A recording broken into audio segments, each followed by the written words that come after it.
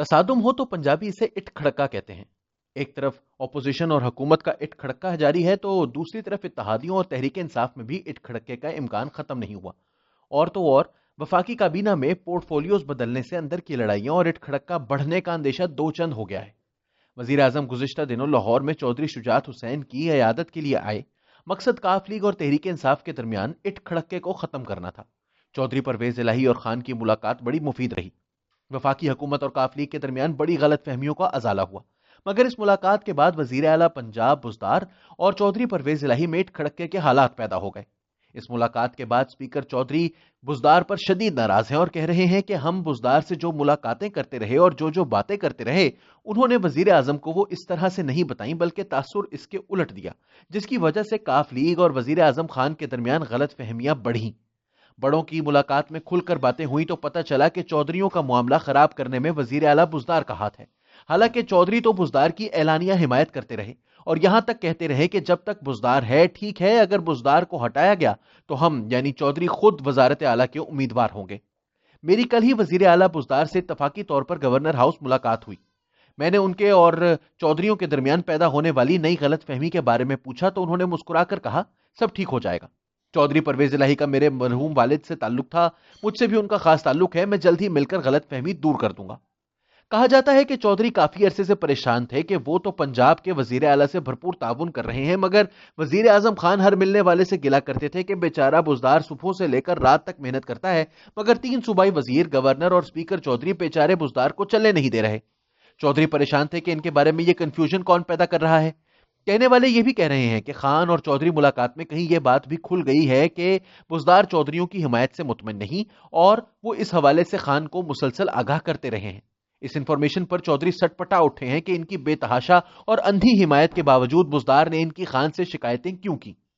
یہ بھی سننے میں آیا ہے کہ چودھری خان سے ملاقات کے بعد مطمئن ہیں، ان کے خلاف نیب میں جو کارروائیاں ہو رہی تھیں ان کو رکوانے کے لیے بھی کوششیں شروع ہو چکی ہیں۔ البتہ دیکھنا ہوگا کہ بزدار اور چودھری کے درمیان نئے اٹ کھڑکے کا انجام کیا ہوگا۔ وفاقی کابینہ میں الٹ پھیر سے شیخ رشید کو وزیر داخلہ بنایا جانا ان کی نہ صرف صلاحیتوں کا اعتراف ہے بلکہ ان کی ترقی کے مترادف ہے۔ دوسری طرف اس فیصلے سے یہ بھی لگتا ہے کہ خان صاحب کو تحریک انصاف کے وفاقی وزراء میں کوئی ایسا نہیں ملا جسے وہ وزیر داخلہ کا عہدہ دے سکیں۔ وفاقی دارالحکومت میں کافی عرصے سے یہ سرگوشی سرگرم تھی کہ وزیر داخلہ اعجاز شاہ بیمار ہیں، اس لیے ان کی جگہ کوئی متحرک وفاقی وزیر داخلہ لگایا جائے۔ انہی سرگوشیوں کے مطابق فرینڈلی حلقے نے وزیر اعظم خان کو پرویز خٹک اور چودھری فواد حسین کے نام تجویز کیے تھے۔ تاہم وزیر اعظم نے اپنی جماعت کے ان لوگوں کے حوالے سے سفارشات کو رد کرتے ہوئے شیخ رشید کو یہ عہدہ دیا ہے۔ ظاہر ہے اس فیصلے کے بعد پارٹی کے اندر کھینچا تانی اور اٹ کھڑکا اور بڑھے گا۔ اصلی اور بڑا اٹ کھڑکا تو بہرحال اپوزیشن اور حکومت میں جاری ہے۔ مریم نواز کی بھرپور ریلیوں کے بعد اب حکومت دباؤ میں آ گئی ہے اور موقر اطلاع کے مطابق دو وفاقی وزیروں نے اپوزیشن لیڈرز کو فون کر کے مذاکرات کا کہا ہے اور یہ پیغام بھی دیا ہے کہ اجتماعی استعفے نہ دیے جائیں۔ دوسری طرف اپوزیشن نے یہ واضح جواب دے دیا ہے کہ وزیر اعظم تو مذاکرات کے لیے تیار نہیں، تو وہ اپوزیشن کے خلاف بیان دے رہے ہیں، اس لیے مذاکرات بے سود ہوں گے۔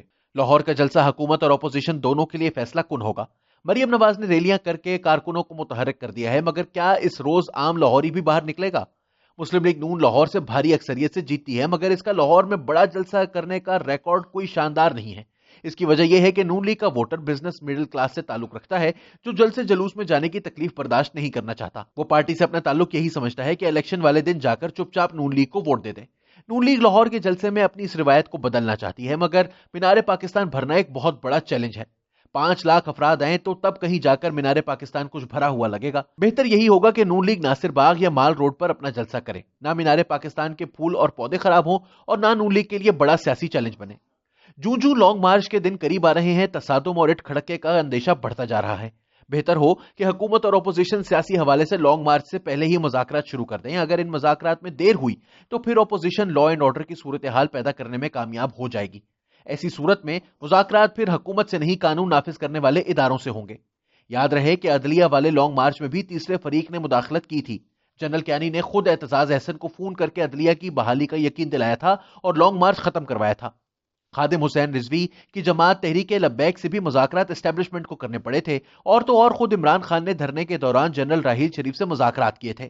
حکومت کو چاہیے کہ معاملہ ایسی صورتحال تک پہنچنے سے پہلے ہی اپوزیشن کو مذاکرات کے لیے بلائے، لیکن ظاہر ہے کہ اس کے لیے اعتماد سازی کے اقدامات کرنے ہوں گے۔ اگر حکومت اپنی ضد پر اڑی رہی، اپوزیشن کو رعایت نہ دی، تو معاملہ تیزی سے اٹھ کھڑکے کی طرف بڑھے گا۔ پہلے سیاسی اور پھر معاشی استحکام خراب ہوگا۔ حتمی نقصان ریاست اور عوام ہی کا ہوگا۔